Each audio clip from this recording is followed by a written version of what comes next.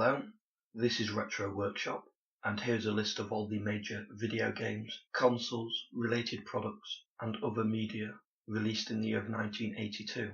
Video games released in 1982 include Dig Dug, Miss Pac-Man, Donkey Kong Jr., Jungle Hunt, Pole Position, Super Pac-Man, Mr. Do, Raiders of the Lost Ark, Time Pilot, Joust, Qbert, Tron, and Gravitar.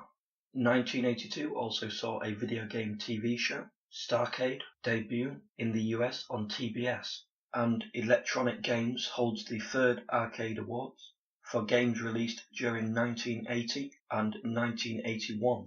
Pac-Man wins the Best Arcade Game Award. Asteroids of the Atari 2600 wins Best Home Console Game, and Star Raiders, Atari 8-bit family, wins the Best Computer Game Award.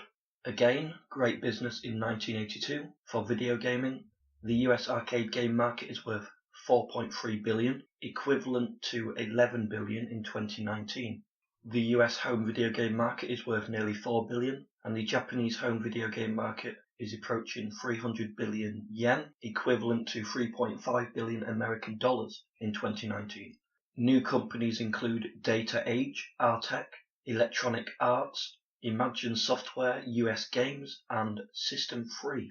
Console-wise, Atari releases an early survival horror game, Haunted House, and the Atari 2600 port of Pac-Man hits stores with just 7 million sales, half of their produced amount. This port was poorly made and is noted as one of the major reasons for the American video game crash of 1983. Activision releases Pitfall for the Atari 2600 as their first title, which sold 4 million copies and is in turn one of the most popular home video games of the time. Some overlooked arcade games are turned into ColecoVision launch titles, including Mousetrap, Ladybug, and Venture. Atari released E.T. at the end of the year, which was written in 5 weeks, though I remember reading just 9 days. Whatever the truth, this was the major reason for the American video game crash of 1983, along with a poor Pac-Man port and other horrible games of late 1982 and early 1983 in the US. Note that England and Japan were better than ever in 1982 and 1983 as well. And the first Star Wars video game is released, Star Wars The Empire Strikes Back, for the Atari 2600.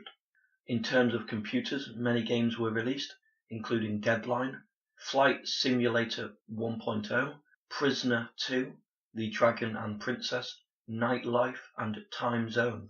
Some new computers, consoles, and hardware were also seen. Sega releases their system board that introduces isometric graphics. Namco releases the Namco Pole Position, the first arcade system board to use 16-bit microprocessors. In November of 1982, Atari renames their home console to Atari 2600. The Atari 5200 is released. The tabletop console Adventure Vision is released. ColecoVision console is released with the first console versions of Donkey Kong, and the Starpath Supercharger add-on is released for the Atari 2600.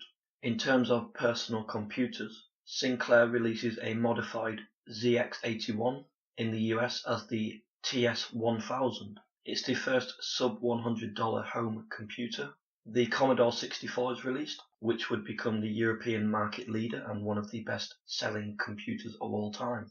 The PC-98 is released, which would become the Japanese market leader and one of the best-selling computers of all time. And Sinclair releases the ZX Spectrum home computer, which would become the most popular gaming computer of its generation in the UK and inspire many gamers and coders over the following years, including Rareware of Nintendo. Jumping us ever forward, with 1982 seeing more game and console releases than all prior years, and a combined global video game market of over $12 billion, equivalent to $25 billion in 2019. That's more than the film and music industry of the time, and gaming is now far beyond the film and music industry combined. This is a key year in the history of video gaming, and also infamous for the games which caused the 1983 video game crash in the US. But as we will discover, 1983 was not all bad. Well, that is all for this video. I have been Retro Workshop, and you have been listening to Our Time, Video Games of 1982. Thank you.